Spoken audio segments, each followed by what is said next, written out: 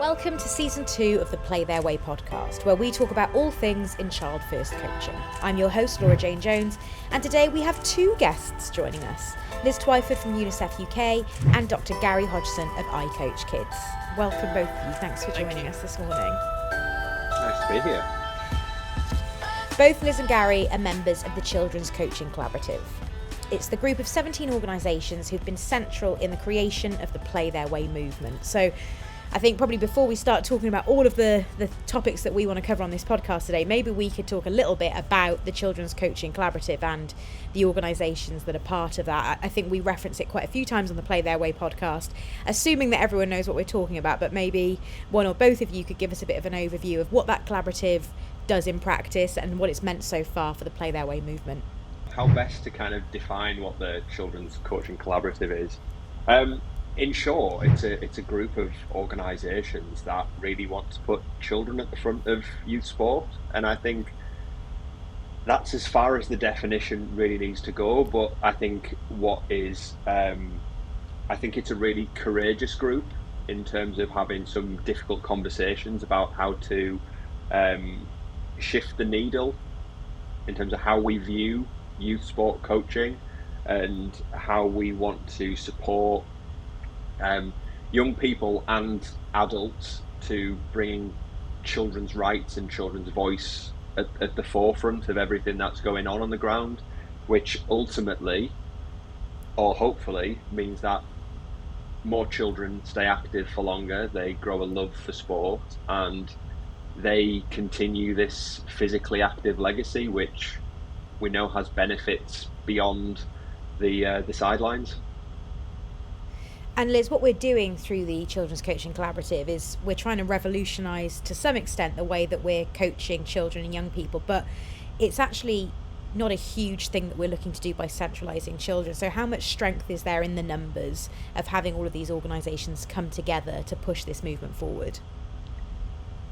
So I think what's really exciting about the Children's Coaching Collaborative is the diversity of organisations that are involved. We've got grassroots sports clubs, we've got sport for development organisations, we've got organisations like mine, UNICEF UK, which isn't normally associated with sport but is only associated with children.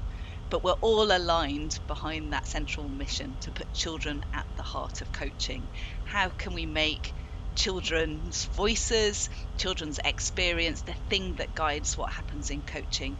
And actually, I say, how can we do that? Lots of coaches are doing that already. Lots of coaches coach in a way that aligns with the UN Convention on the Rights of the Child without knowing a single right that's listed under the UN Convention. I think that's what's really exciting from a UNICEF perspective, is we're bringing the rights to the forefront, but actually the rights are already there. It's already a core part of good coaching practice. I think what the collaborative is doing is shining a light on that, and shining a light from lots of different perspectives, from the perspective of coaches, of grassroots provision, of NGBs, kind of to collectively make a difference for children in sport. I think just building on Liz's point, I think we do have to acknowledge that there's already a lot of good people doing a lot of good work out there, and I'm reluctant to use the term revolution or revolutionary. It sounds like such a big shift, a big change, whereas actually I would describe it as evolutionary, and that for me is the value of a movement, that we start to build momentum with the people who are engaging in some really good practice, share some of their insights, and help coaches and people who work with children start to build their own experiences and insights. And that takes time, and it's really tough, and it's difficult, and it sometimes challenges some, I'll use the term, traditions in coaching, or some of the lived experiences of adults through sport. So yeah, I'm really reluctant to use that term revolutionary, but actually the movement is an evolution in thinking based on some of the work that some really, really good practitioners are already doing and have been doing for quite some time. Well, Gary, I'm going to take evolution, I'm going to run with it, because I really like what you're about there and what you've just said. And if we look at the evolution through Play Their Way, there are kind of three pillars that we talk about a lot, and those are voice, choice and journey. And underlining those three central tenets of all of this are the UN rights of the child. And Liz, I'm really pleased to have you on, because we've talked about them in quite lofty ways across this podcast series so far, and I know it's something that for some coaches can be a bit overwhelming. So I wondered if maybe you can give us a bit more of an overview, but in an accessible way, to help coaches understand what the UN rights of the child really do mean. So I'm going to do a bit of technical stuff just to set the scene, but hopefully it will be accessible for the listeners. So the UN Convention on the Rights of the Child is a piece of international law. And essentially what it is the governments of the countries of the world got together and said, what do children need in order to survive and thrive? What do they need to live the best life that they can? And they wrote it all down and they agreed it. And really it's as simple as that. It's an expression of the things that children need to survive and thrive. And we call them the rights, because every child has them. It's not something we give to children. It's not something we bestow on them. They have them by virtue of being born. We all have rights. We all have human rights just by virtue of being human beings. But children have special rights because it's recognised that up until the age of 18, children need additional support and protection because of the age and stage that they are. And it covers things like putting children first in decision making. It covers treating all children fairly. It covers supporting children to realise their potential. It covers listening to what children want and responding to it. It covers things like making sure children have time to relax and play, as well as time in education. And so, interestingly, these are all things that coaches are already doing in their practice. They might not be referring to them by the names of the rights or the articles under the UN Convention on the Rights of the Child. So they might not be talking about articles on the best interests of the child or on non-discrimination or on the right to play, but actually that is the practice that is already happening. And I think what's exciting about the UN Convention on the Rights of the Child is it provides coaches with a framework both to apply to their practice, but also to explain the good practice that they're already following to others and why it's so important. It gives us a way to talk about the good things that we do in sport. And I think it also elevates the conversation because it is in international law, because the UK government has ratified the UN Convention on the Rights of the Child. It means these rights are objective. They're no longer up for discussion. There isn't a discussion about whether children have a right to be participants in decisions that affect them. That is written down and it's been agreed and it's been signed up to. So it's more about putting them into practice. And I think you don't need to know all of the articles of the convention to be a rights respecting coach. There are hundreds and thousands of coaches practicing in a way that respects and protects children's rights every single day without knowing about the convention. But I do think knowing about the convention can help. I do think knowing and understanding the convention gives an extra level to practice. It allows coaches to really reflect on why they're doing the things that they're doing. So I would see it as both a fundamental but also a tool for coaches to use to reflect on and to build their practice. Gary, how important do you think it is for coaches not to feel overawed by this? Because we are still talking about something that feels big in a conceptual way, doesn't it? But when we break it down to explaining to adults and caregivers and coaches and educators that it's actually not our place to bestow these rights, children possess them anyway, it's our place to uphold and respect them. How important is it that coaches are aware of that, and how much can it help them in their best practice? I think it goes back again to that term about evolution. I think, like, number one, just having an awareness of these things is a real positive, but making small steps in the right direction is something that should be valued and celebrated. Like, we can't all be perfect at perfect ideas straight away, right? Like, I have a 2-year-old daughter. I want to be the perfect dad in the world. That's what I want to be. Do I know what that looks like? I have no clue whatsoever, but hopefully I take small steps each and every day and try some different things to be the best version of the dad that I think my daughter deserves. And I think other parents and people who work with children will feel that way. And this is no different, right? We want to put children at the forefront of their experience of life, let alone sport. And therefore, we as organisations, so as ICoachKids, as UNICEF, as the CCC, we have a responsibility to meet coaches where they're at, and instead of saying you should be here already, it's, well, let's find out what works for you, the children that you work with, in your context, and why. And that's huge, because the children in your context are at the heart of your experience of this, and at their experience of this, more importantly.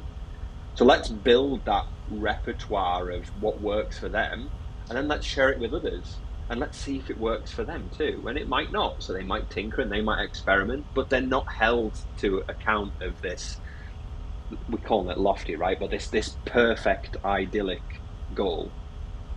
I'm not even sure if that exists, right? And I might regret saying that, because maybe I hope it does. But it's about coaches experimenting and finding out what works for the kids in those contexts. And the best thing about it is you can get feedback from the kids, and they'll tell you, and that's at the heart of all of this. Like, and kids are the most honest people in the world. They really are. I had a child not too long ago run up to me and ask me, why is my nose so big? And it was out of complete curiosity. Don't laugh, because I know why you're laughing. But the point being is, they're honest, they're curious, they have all of these kind of perfectly pure intentions, and we need to tap into it as coaches. So they'll give the feedback. If it's not working for them in that context, they'll let you know. So voice at the start of it makes such a big difference. I'll stop waffling. I think I overdid it a little bit there. You're not waffling, Gary. I did assume that the nose came off with the glasses. I thought it was a bit that you were doing for the podcast, but I'm glad you explained that away now. I think one thing that a lot of coaches will listen to this and will be concerned about is how much responsibility befalls them when we are talking about upholding these rights. So how can we ensure that they feel like it's a natural extension of the processes that they already have in place, and that they're just underlining and underscoring the things that are important in terms of that statute of rights that the UN have agreed for children? So I think the vast majority of coaches are already doing this. But I think it's about being maybe a bit more intentional about some things. And I think everyone can be more intentional about their practice. So it's things like not only thinking listening to children is a good idea, but recognizing that you need to support them to do that. So Gary's example is beautiful, that children will be honest, but they won't be honest if they're worried that there might be consequences for them. They won't be honest if they're really shy and they don't know how to use their voice in that situation. So it's about being a bit more intentional, thinking, okay, if I want to really understand what children are experiencing in this situation, then I need to create the space where they feel comfortable and confident to speak up.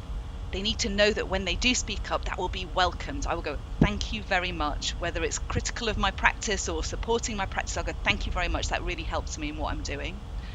And then changes need to happen as a result. And unless you see that progression as a child, then you're not going to raise your voice, because you're going to think, what's the point? So I think a lot of it, this is happening already. Coaches might not be signifying, you told me this and now we're doing that. When they start to verbalize the decisions that they're making, children start to understand the power that their voice has. So I think a lot of it is about, as I said, that intentionality, just being a bit more deliberate about practice that recognizes and respects children's rights. And I think voice is the place to start, because unless you hear what children have to say about their experiences, unless you give them that space to really co-create and develop with you what you do, you won't really know what their experience is. If you don't hear from them, you'll never truly know. And so that's just such a fundamental starting point of good coaching practice with children and adults. With anyone, if you're working with someone, you need to know what they're feeling about it. You need to know what they think about it. And you need that response to be honest, so that you can really evaluate that and progress. Liz, one thing I just want to pick up there is we're talking about the what and the how.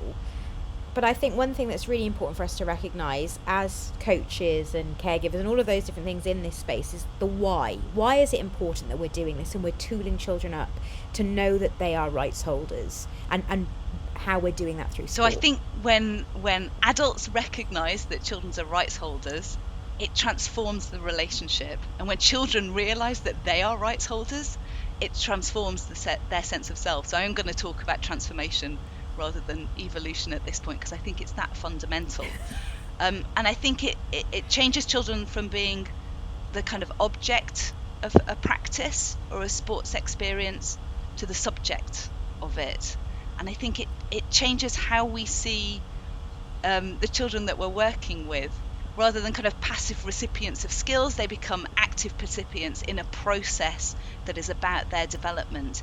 And that's why rights were written down and agreed. It was to capture the essence of what children need to survive and thrive. And so coaches, in respecting children's rights, are actively doing it. They're carrying out their duty to respect the rights of children. And I think what's interesting, people often think rights are about protection. It's about preventing bad things from happening to children. And that's definitely part of what rights are all about. There are protection rights, but there are also provision rights and participation rights. So there are rights around making sure children have access to the things that they need, like education, like good healthcare. And there's also those participation rights, making sure children have the information and the opportunity to take part in decisions.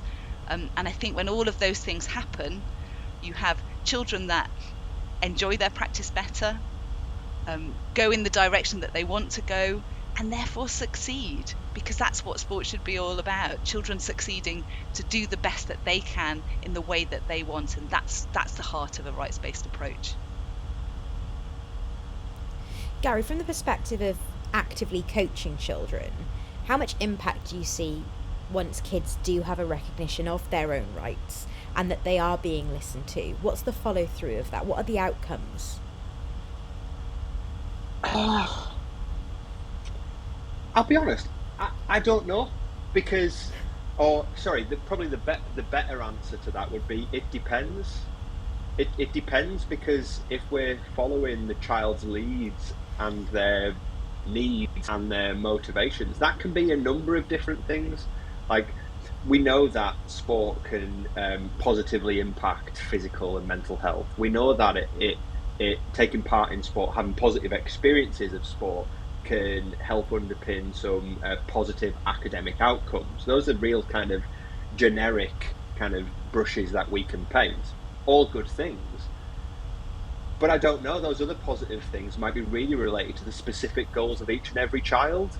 And that's all right. Like, we don't have to know those answers yet, but we can find them out. And you asked 3 questions there, I guess, when you spoke to Liz. You said about what and how and why, but I think that the most important one is who. It's that next one, because I think coaches, through the kind of traditional experience of education as coaches, get taught a lot about how. So how do I put a practice on? What, so the subject area, so my sport, my football, my basketball, my swimming. Sorry for not naming other sports. If that disappoints the audience, mention it in the comments, but I won't tell you my Twitter handle. And we always get told about this, why it is important, but unless we really know the who, so in this instance the child at the heart of it, what's the point? And I say that deliberately, like, what is the point if we're not thinking about the person at the heart of it? So let's not necessarily define what those goals are for the children, and let's find out what their goals are, and let's figure out what a positive outcome from sport is from them. They'd be much better. I'm gonna push you here, Gary, though, because what I would love, the way that you've boiled down this to the person, I think is really important. So are there any examples in your coaching journey, in your experiences, of individual children where you've seen outcomes, or you've seen children who perhaps have come in without a recognition of their voice and their choice, and once that has been implemented, and as we've said, it's not bestowed upon them, but it's been encouraged, that you've seen a change in the way that they've behaved through the way that you've coached sport, and them being centralised in that? I think there's one specific example that comes to mind, and again, like, I am not a perfect coach. I am far from it, but I would like to think I'm courageous in experimenting with certain things that I hope lead in the right direction. But This comes from a talent development setting in football academies, again, which often get a bad rap, but actually there's a lot of good people out there doing some good practice in these settings. And I want to speak of my experience in one of those. So I worked at a Category 3 football academy, so a lower league football academy. And we went away to a Category 1, so a Premier League level academy. And they were going to be much better than us, right? In terms of scoreline, they were going to be much better than us. And I could see a nervousness in the children. I could see a lot of eyes twitching towards the parents eyes twitching towards me, all of which I'm perfectly comfortable with, but maybe the children less so. And before we went out on the field, the one thing that I said to each and every one of the players is, when we come off that field today, I want you to tell me a story of a moment where you were at your very best. And I left it at that. Go and play, go and enjoy. Scoreline wise, we got beat 17-0 that day, right? And those eyes are twitching even more so than before. And there's a point in saying here that game probably should have been stopped at some point, but that's just the rules of the game. I'm not challenging those. And at the end of the game, a lot of the children didn't even walk towards me. They walked towards their parents. There was shaking of heads. There was tutting, and to some degree, I can understand why. But one boy ran over to me. He came right towards me and he said, "Gaz, let me tell you about my moment where I was at my very best." And he told me this story of just something that he'd been working on in training, and it was amazing. And there was a real opportunity there for me to celebrate this story, and I made a massive deal of it. I told him how proud I was of him for sharing that story, and even in sharing some of the challenges he faced to be able to do what he did. And suddenly, some of the children who were talking to their parents turned around, and they wanted to tell their story, and the next child wanted to tell their story. There was some that still weren't comfortable. There were some that were in an emotional state from the game that just weren't ready. But that one seed planted, that one courageous moment from that one boy, really opened up a can of worms and really set a precedent for the season, that listening to them and really valuing their storytelling in whatever way that they wanted to tell it was a positive thing. And suddenly there was opportunities for me to see the game through their eyes, because I didn't see that moment. I didn't. I was lost in a number of other things, and I've got a really short attention span. You'll probably find that out in this podcast. But he brought it to light. He brought that story to life for me, and that will stick with me forever and ever and ever. I think something that you've kind of finished on there, and it is something that's really important to pick up, and you can speak to this directly, and you know, Liz, you can speak to it on a perhaps grander level, is where's the benefit for coaches? Because actually we're talking a lot about the benefit to the child of upholding their rights, but when we are in a position that we're recognising that children have a voice, is that benefiting us as coaches as well? I'm going to ask a really possibly awkward question here. Does it have to benefit the coaches? Does it improve you as a coach when you start to listen? I would hope so. I would really hope so. Like, coaching practice is one thing, and deliberate coaching practice that really brings child's rights to the forefront and gives them voice, choice, and journey. That is a great thing, but the priority for me is the kids. Like, and if it doesn't improve you as a coach, that might be problematic. But if it's really enriching the child's experience of sport, that's at the heart of it. Yeah, maybe I've jumped in too soon with my answer there, but yeah, I've pinned my flag to the mast. So again, anything in the comments just won't let you know my Twitter handle. And Gary, Liz, one thing that, and Gary, I think you mentioned the who before being absolutely central, and I think it's almost, without getting too lofty, a philosophical question, like, who is coaching for? If coaching is for the people who are being coached, that is the purpose of it. It's not for producing future World Cup winners. It's not for breaking world records. It's for supporting those children or adults who want to take part in sport and want to grow and develop through that experience. And if it's not for them, then who is it for? Because sport is only the people who take part in it. That's what sport is. And if we don't put them first, then we don't have sport anymore. And I would disagree slightly, Gary, because I think if the children are having a better experience, that means that the coaching is more effective. If the children are enjoying it more, that means the coaching is more effective. And so anything that improves the experience is more effective coaching. And so inevitably, I think when you listen and join with children in creating what you're doing, when you give spaces for children to take the lead and really enjoy their practice, when you recognise all the ways that they develop, not only in technical skills but in language skills, in communication skills, in teamwork skills, when you see all of that, you can't help but reflect that your coaching is improving as well, I would say. I think what I will say is, again, like with this term lofty ambition, it might be too hard to reach. Like, it actually makes a coach's job easier. Like, don't get me wrong, in kind of maybe pulling away from, let's call them traditional coaching methods, and I don't really like that term, but it's the best way I can describe it so far. That is a difficult thing for a coach sometimes, to move away from kind of anchored values and beliefs that they have about what coaching should be. That's the difficult part. But actually, in having the child or the children as the core contributors to that environment, that makes your job way easier. In fact, they've probably thought of solutions to problems that you would never even think of.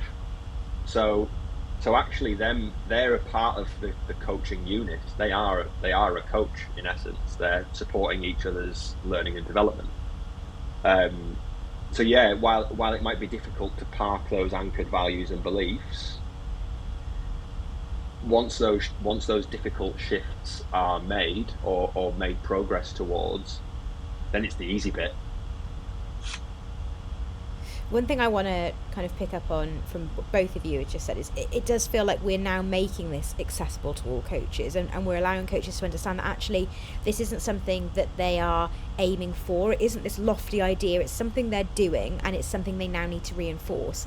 But one thing, Liz, not to make this a negative, because I think we've been so positive about all of this, is that there is a perhaps concern at times, and I know through different organisations that I've been a part of, that we sometimes hear the UN rights of the child and we think about it as being applicable to children and minors and young people in less developed parts of the world, and we don't think about it in terms of a country like the UK.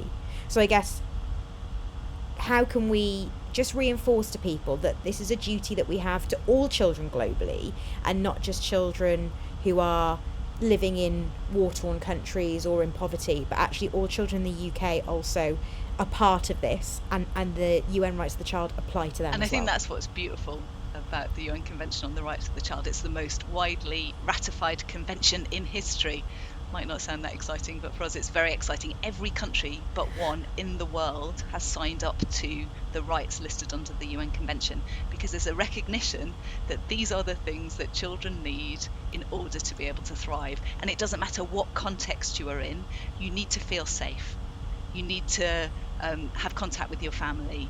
You need to have a chance to affect decisions that impact you. You need a good education, you need a good health system. Now, in some countries, the government has gone further in terms of providing access to some of those services and making sure that children are able to realise their rights. But in every country, every child has the same rights. That's the beautiful thing. It doesn't matter where you are, who you are, what team you support, you have the same rights as a child. And as adults working with children, we have the same responsibility, the same duty to support children to realise their rights. So they are universal, they are for every child. And I think that's part of the power of them, that they don't differentiate, that they don't say, oh, this child has more rights than this child. No, we all have the same rights when we're children. And that's what's really important about them. I like that you didn't mention what country hasn't signed up to it, and I'm not going to reveal it. I know what country it is, and actually if it encourages people to go and Google it and do a bit more reading on the UN rights of the child, then that's what we want them to go and do today. That's your homework. Go and find out who hasn't signed up, because I know it will surprise you, but also do a bit more reading on what we've set out in the statute of the UN rights of the child. Well, we've talked about all of these ideas and concepts and how we can push these forward, but I know the two of you have been working on developing a course that will specifically be for those who have signed up to our 17 organisation coaching collaborative and anyone who accesses UK Coaching's resources. So I'd love for you both to tell me a bit more about the course and what that looks like. So the course is split into two. The first one is really what are rights, because we have talked a lot about these kind of lofty concepts, these international instruments. You can get very quickly bogged down in the language of rights. Apologies if I've done that today, but there is a language around them which makes them quite inaccessible, when really what they are is a written down version of what we hope and dream for children. And so we've got one unit that really digs into what makes rights different, what gives rights their power, what is different from meeting a children's right or realising a children's right versus meeting a child's needs. What does that do to the power dynamic, and why is it really important for children? So we've got one unit that really digs into that, with lots of kind of reflective activities and opportunities for coaches to think about their own practice. And then the second unit goes a bit deeper into the sport context and thinks about those rights that are particularly significant when it comes to sport, and it comes back to voice, choice and journey. So thinking about supporting coaches with tips and reflective activities for how can you put into practice in a simple way, and then build that practice for involving children in decision making in your sessions, really hearing from children and responding to what they tell you, and becoming co-creators of the sporting experience.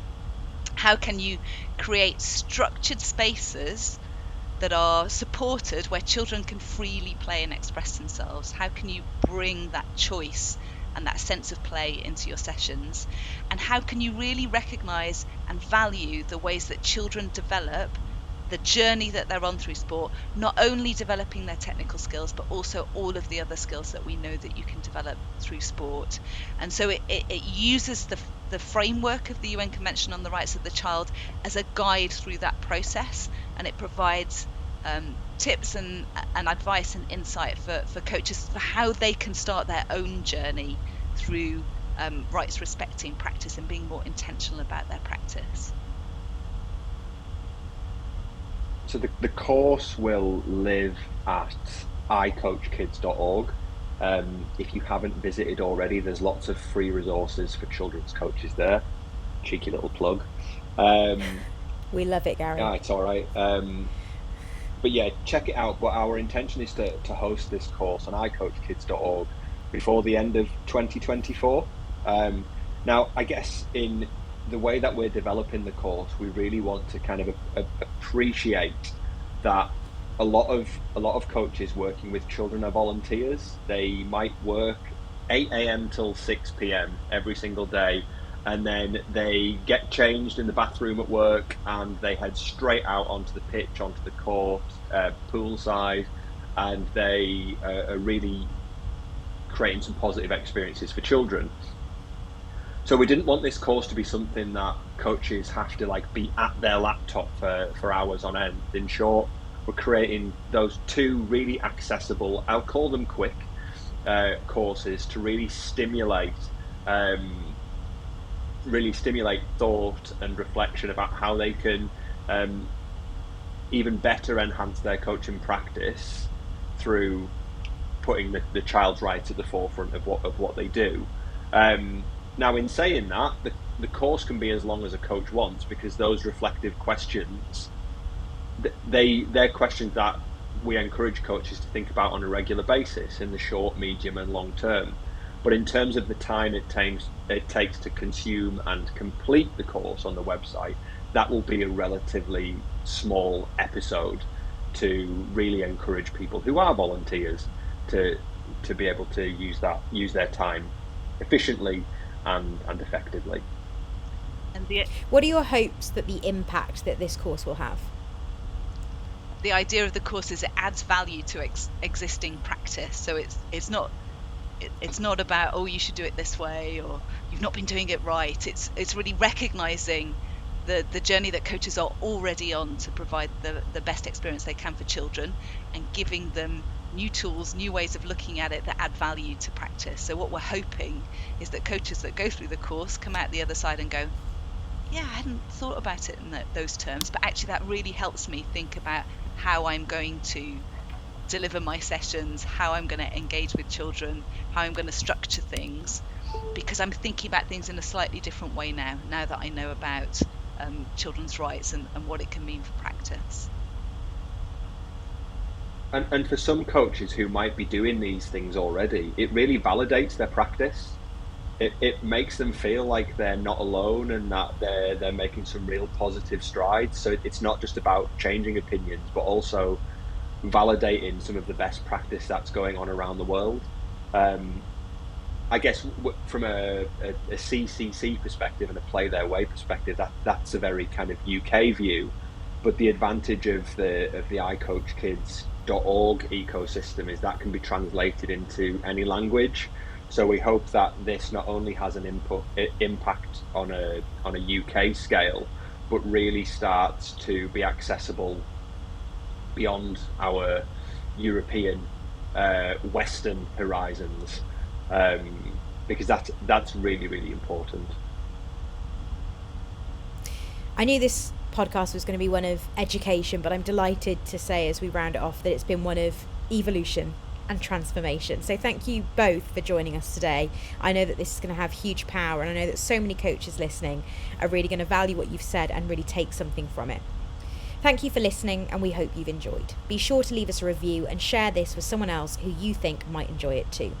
Check out our website, www.playtheirway.org, and follow Play Their Way on social media, at Play Their Way on TikTok, X and LinkedIn, and at Play Their Way UK on Facebook and Instagram.